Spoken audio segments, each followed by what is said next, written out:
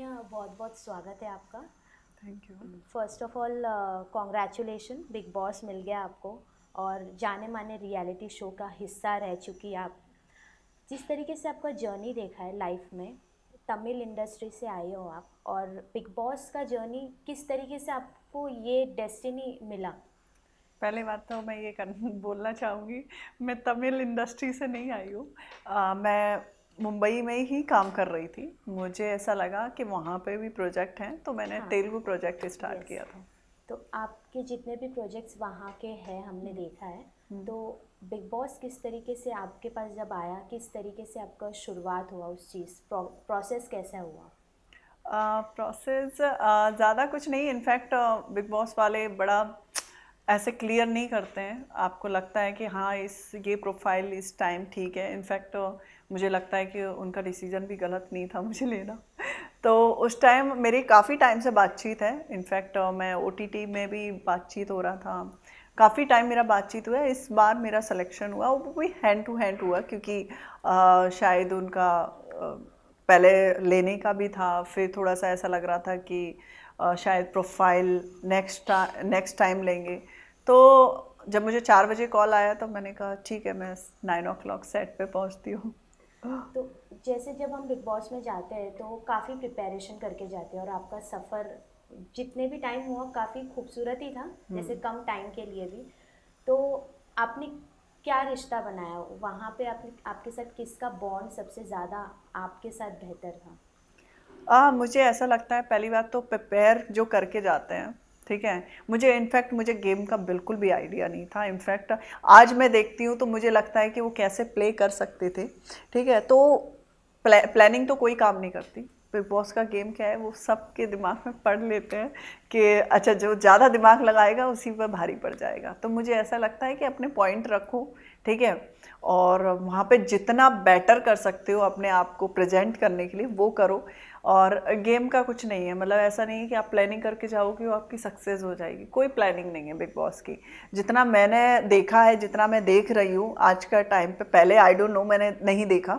मैंने छोटी छोटी क्लिप देखती थी, बट मैंने बिग बॉस पूरा देखा भी नहीं था। जब मेरा हो गया था तो मुझे लगा था कि हाँ, जैसे मेरे जब फाइट भी होता था वो भी मुद्दे हो रहे थे। जिस टाइप से लोग वहाँ पे ऐसा चीज़ें कर देते हैं तो वो ऐसे ही हो जाते हैं, अपने आप ही हो जाते हैं।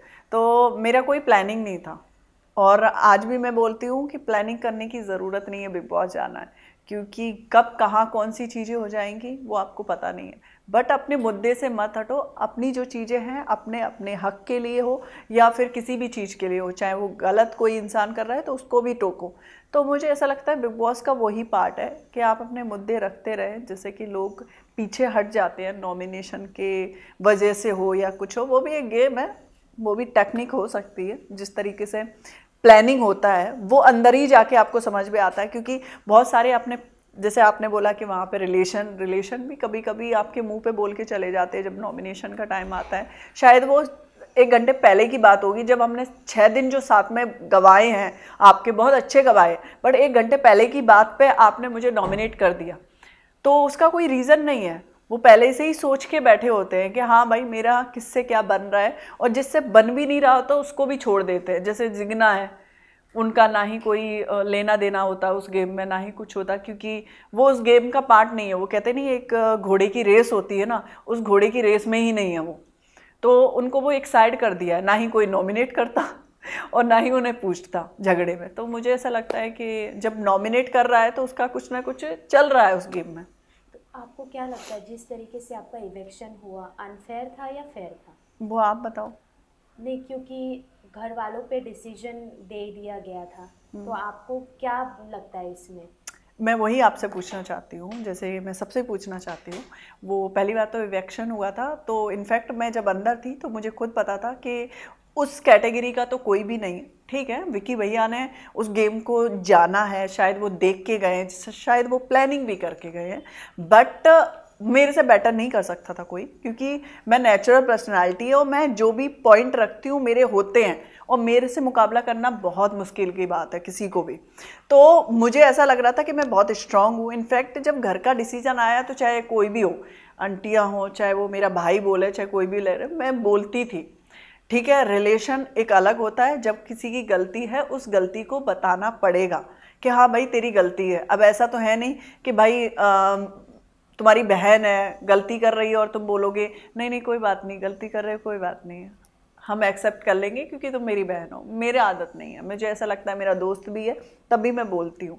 तो आप मुझे बता सकते हैं कि वो जो भी हुआ वो गलत था या सही था, वो मुझे तो ऐसा लगता है वो गेम का एक पार्ट है, ठीक है, चाहे वो अंदर जाने का हो चाहे बाहर निकलने का हो। तो अगर मौका दिया जाए आपको वापस जाने का, तो आप जाना पसंद करोगी? जो अधूरी जर्नी आपकी रह गई है उसे कंप्लीट करना भी है, क्योंकि काफ़ी टाइम से बिग बॉस का चल रहा था, फिर आपका एक पॉज आया, फिर काफ़ी टाइम बाद सिलेक्शन हुआ। हाँ। वो भी आपको कम समय के लिए, जो भी आपका फैन बेस भी अभी जो न्यू आए हैं बिग बॉस के थ्रू, काफ़ी पसंद भी कर रहे हैं आपको कहीं ना कहीं, तो क्या कहना चाहेंगे आप? हाँ, पहले तो मुझे बहुत लोग पसंद कर रहे हैं, वो मैंने बाहर निकल के देखा क्योंकि जब मैं एंटर किया था तब मेरा कुछ भी नहीं था इनफैक्ट। और उस बिग बॉस में पहुंचने के बाद वो जो क्रेज लोगों का आया है, तो मुझे लगता है वो बहुत मेरे लिए बहुत अचीवमेंट था। और कुछ ऐसा रहा तो देखते हैं क्या होता है, क्योंकि मुझे ऐसा लगता है कि मैं उस गेम में गई हूँ और मैं मुंह चुप करके तो नहीं बैठने वाली कि भाई नॉमिनेशन आ गया तो मैं चुप हो जाऊँ। मैं जैसी हूँ वैसी रहूँगी। तब वो लोग या ना ले, मुझे उससे नहीं है, मुझे इससे है कि मैं जैसी हूँ वैसी ही रहने वाली हूँ। मैं उस गेम के लिए ये सोचूं कि जैसे ये अभी मुनावर है शांत हो जाता है, तो मैं शांत पर्सनालिटी नहीं हूँ, मैं बोलने वाली हूँ, मैं शांत नहीं रहती हूँ। मुझे ऐसा लगता है हाँ मैं कुछ गलतियाँ मेरी हो जाती हैं। इनफैक्ट जैसे कि मैंने बोला कि खानज़ादी थी, ठीक है, उस टाइम वो गेम समझ के आए थे। इनफैक्ट मुझे पता चला ट्रेनिंग भी लेके गए थे वो, ठीक है, ट्रेनिंग दी गई थी कैसे क्या गेम खेलना है। जब भी तुम कमज़ोर हो तो आपको लब ट्रायंगल पकड़ लेना है जिससे आप चल सको। मेरा ऐसा कुछ नहीं है। मुझे ऐसा लगता है कि किसी को उस गेम के लिए यूज करने से अच्छा है आप, बहुत कुछ होता है हर चीज़ में। ऐसा मत सोचो कि आप कमज़ोर हो, इतनी सारी चीज़ें एक्टिविटीज़ होती है आपकी लाइफ में पूरी। आप पर डे को देखो तो बहुत एक्टिविटीज़ होती है, बट उसको आप छोड़ के एक लब ट्रायंगल, वो भी फेक लब ट्रायंगल चलाते हो, तो मुझे ऐसा लगता है कि तुम बहुत ज़्यादा कमज़ोर हो। जैसे अभी वाइल्ड कार्ड गए समर्थ, तो सब एक दूसरे में उलझे हुए, कोई ईशा में, फिर अभिषेक गया खानजादी में, तो आपको क्या लगता है इंडिविजुअल गेम कौन खेल रहा है इस वक्त? इस वक्त विकी विकी अपनी पत्नी को भी नहीं देख रहा। वो ही अभी खेल रहा है, और तो इंडिविजुअल कोई है नहीं, सब किसी ना किसी का सहारा पकड़ते हैं। जैसे कि अभी खानजादी को देख लो, चाहे वो समर्थ को देख लो, समर्थ का तो कोई इनपुट भी नहीं होता उस गेम में, ठीक है। और इसका भी अभी जैसे खानजादी के साथ चला है, अभिषेक को ज़रूरत नहीं है। अभिषेक ठीक है, अभी वो मोड से निकल रहा है और खानजादी उसका चीज़ें पकड़ रही है। इनफैक्ट उसने बोला भी था, ईशा ने, कि वो लड़का बहुत अच्छा है, जिस तरीके से वो कर रही है ना वो फेक है, ठीक है। क्योंकि खानजादी का ऐसा ही है, वो जब आएगी ना अपने पे तो सब भूल जाती है। वो, उसको रिश्तों की कदर करना तो आता ही नहीं है कि हाँ कोई रिश्ता बना है मुझे उसकी कैसे कदर करना है, उसको नहीं आता। उसको ऐसा लगता है ये गेम के लिए मुझे क्या लगेगा, मैं सबको रोन दूंगी। तो आप सामने जब आओगे ऑडियंस के, तब आपको पता चलेगा कि लोग आपको पसंद नहीं करेंगे, क्योंकि नॉर्मल बात है, चाहे वो रिलेशन हो, चाहे दोस्ती हो, चाहे कोई भी हो, आपको सबकी कदर करनी, अपने पॉइंट बोलो, वो कोई बड़ी बात नहीं है। बट आप ये सोचोगे कि एक लव ट्रायंगल चला के आप उस शो में रहना चाहते हो, तो वो सब फेक है उसका। तो इनफैक्ट जब मैं गई थी, एंटर किया तो तभी उस बोल रही थी मैं तो गेम के लिए जो होगा मैं वो करूँगी। तो इसका मतलब खानजादी जो भी कर रही है अभिषेक के साथ लव ट्रायंगल, वो फेक है? फेक है, पूरा फेक है गेम के लिए? गेम के लिए। ओके। अभी मुनावर का गेम कैसा लग रहा है? जैसे उनको कहा जा रहा है कि वो मास्टरमाइंड प्ले कर रहे हैं। हाँ मास्टरमाइंड है, बट गेम अच्छा है, नो डाउट। बट मुझे ऐसा लगता है अपनी पर्सनैलिटी भी दिखाना चाहिए, अपने मुद्दे रखना चाहिए। वही उनका वीक है अभी, और वो अपनी जगह सही खेल रहा है। इसमें सोशल मीडिया प्लेटफॉर्म से भी आए, जैसे तहलका आ गए, अनुराग आ गए, उनका गेम कैसा लग रहा है? क्योंकि बिल्कुल भी गेम नहीं है उनका। ओके। तो लास्टली आप क्या कहना चाहेंगे फैंस को, ऑडियंस को? इसके बाद हम कहाँ आपको देखेंगे, या वापस बिग बॉस में नज़र आएंगी आप? अभी वो तो बिग बॉस का तो मुझे नहीं पता, क्योंकि बिग बॉस वाले कभी नहीं बोलते हैं कभी भी। मैं आपको अभी यहाँ हूँ, कल मैं बिग बॉस में हूँ या कहीं और हूँ तो वो मुझे पता भी नहीं होता। अगर खतरों के खिलाड़ी अप्रोच किया गया तो एक्साइटेड है वो करने के लिए?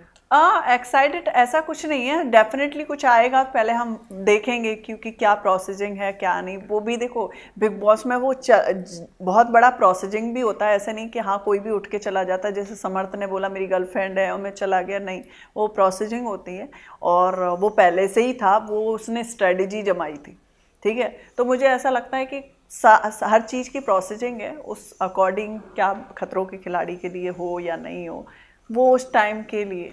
अभी तो ऐसा कुछ मेरे पास नहीं आया। जिस तरीके से गेम चल रहा है, आपको क्या लगता है टॉप 3 में कौन रहेगा आपके हिसाब से? आप किसे विनर देखते हैं?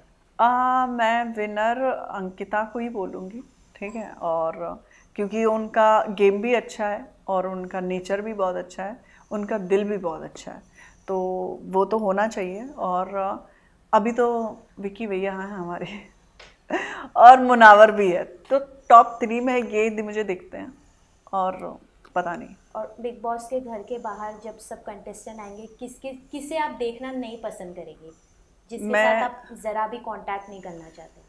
मैं राइडर को भी नहीं देखना चाहूँगी अभी फ़िलहाल में, मैं खानज़ादी को भी देखना नहीं चाहूँगी क्योंकि खानज़ादी से मेरा स्टार्टिंग में बहुत अच्छा बना था वहाँ पे, और उसने जब मैं अभी लाइव और ये सब देखा उसका, तो सबसे बड़ी पागल तो मुझे वही नज़र आई। क्योंकि आपका जब दिमाग काम ना करे तो दिल से पूछना चाहिए कि ये सही है या गलत है। तो दो इंसान होते हैं, एक दिमाग होता है एक दिल होता है, जब आपको सही राह दिखा सकता है, तो उसके दोनों ही नहीं है, ना ही उसका दिमाग है और ना ही दिल है। तो मुझे लगता है उस लड़की का भी कोई काम नहीं है, वो भी नहीं देखना चाहूँगी मैं ऐसा। Okay Sonia, last message to your fans and audience, इसके बाद कौन से नए अंदाज में हमें आप नज़र आएंगे?